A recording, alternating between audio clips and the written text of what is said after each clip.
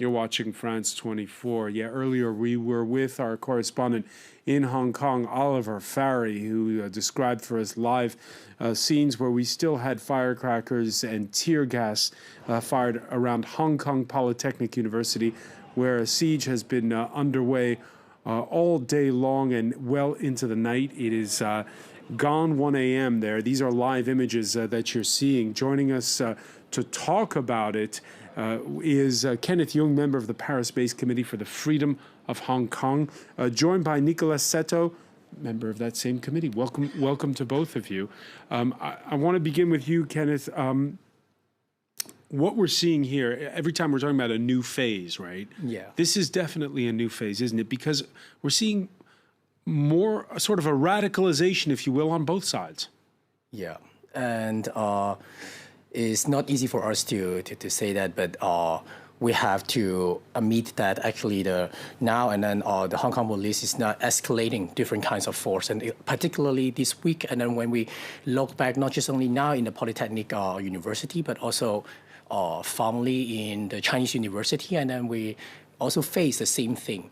And when we look back to the situation in Chinese University, it's really horrible that like in one night, 3 hours, and then they fired more than 2,000 tear gas, which is made in China. And there are a lot of very high overdose that are toxic elements inside, which also cause a lot of environmental problems. But there are tactics being employed on both sides, it seems. You have a more radicalized core, if you will, that's decided to try and draw in the police to this one area.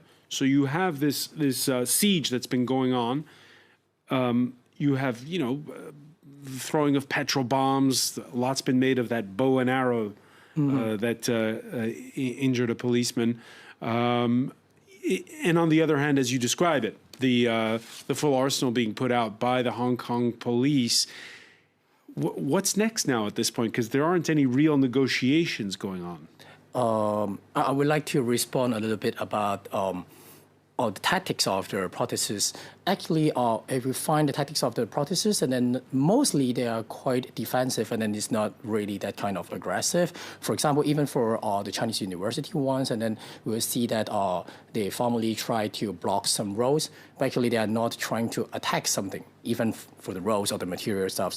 And in this sense, and then the police trying to justify the attack on the university, and then they're trying to bombard the bridge and so on. But actually, this bridge is also a part of the campus, and then they're trying to retreat into their campus, and then they use, of course, and then we have to admit that there are some petrol bombs, we have some bows and arrows, but actually it's mostly they are just only for defensive measures.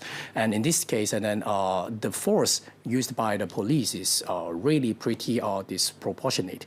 And according to your second question, I think it's quite difficult for the protesters now at this moment to propose a kind of negotiation, because when the police trying to escalate the violence without any very concrete reasons, and also the government actually behind the police, they allow to do so, and then they know how to push the police into the front. And at the same time, and then when we date back a little bit to early October, and then it's also the Hong Kong government trying to impose or use the emergency law to pass the law of anti-mask, which is now judged by the. I was going to say, because this Monday, a court in Hong Kong ruling against this law, saying it cannot be applied. Yes, and then it's anti-constitutional. What's your reaction to that? For the protesters, of course, and then we think we won a little bit a very small victory. Of course, it's also again a little bit too late, too little. But for government, and then it's quite hard for us to observe what's the next step, because now and then the election is now approaching, and then we still not knowing how they will. Yeah, before we talk about the elections next Sunday, let me turn to you, Nicolas Seto. What's the tactic if you're a protester today? What is the objective, and what's the tactic? Well, in terms of tactics, I'm not there, so I can't really say anything about what I'm going to do. The objective is very clear. Well, we still have that 5 demands, and the government has so far responded to only one. And well, I think at least we need to have a universal suffrage of the Parliament, of the LegCo, the Legislative Council.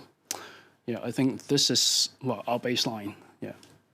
In 2014, when the movement went on a long time, it kind of lost support. Now, with the images, and these are live images, by the way, a lot of them that we're seeing, with the fact that you have this violence that seems to be going crescendo, do you fear as though popular support will wane?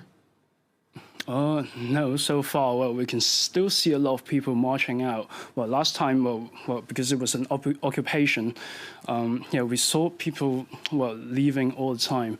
Yeah, but this time is different. We can still see loads of people marching out to protect the Polytechnic University. And, I believe that, and also given the police brutality, that the entire Hong Kong has witnessed. I believe that. So there are local elections that are scheduled for next Sunday. Normally, they could be delayed. What would you like to see happen? Well, of course, I would like to see that. I would like to see the elections being held normally without any obstructions, and and also without any infiltrations from the police into the elections to try to sabotage the entire elections. Kenneth Yeung? For me, and then of course it's quite worrying. First of all, it's probable for Carrie Lam to impose again the emergency law to obstruct the election. But of course it's not very effective. Firstly, it can just only delay for 14 days. And secondly... And if the elections do take place, do you see the protesters taking a step back to allow everyone to vote, or will this continue? I think just only for the election, and I'm quite confident that the protesters will be calm on that day, because they know that it's a kind of a demonstration of democracy. It's a way to show that how democracy works. And I'm quite sure that they will even come out, try to be a kind of the disciplinary do crowd control. Crowd control team, and then trying to help to maintain the order of the society instead of doing any kind of obstruction. You mentioned Carrie Lam. She's the head of the Executive Council. We haven't heard much from her over the last 48 hours. At this point in time, who do you think is the best interlocutor for the people in that movement in Hong Kong? It's too difficult for me to answer this question, because now I think even for in the pro-democracy camp, and then we cannot find a very suitable interlocutor to talk and then to negotiate. And I think at least we have to wait until the result of the elections. Wait until the result of the elections, Nicolas Seto, or... Yeah. At what point does, and I've been asking this question to Kenneth Yeung when he's been on with us before, at what point does a leaderless movement start to at least have spokespeople who can go and try to negotiate and move your demands forward in a peaceful manner?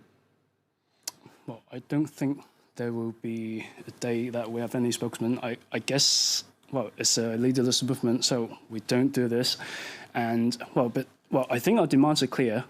And, and she also has the platform to give any press conferences and all sorts of stuff to tell people that the government will compromise, will at least do some concessions to any of the demands. But so far we've only seen one, and I don't see that the government is trying to is trying to satisfy our demands. All right, the ball in her court is what you're saying. Nicolas Seto, I want to thank you. I want to thank Kenneth Yeung as well for joining us.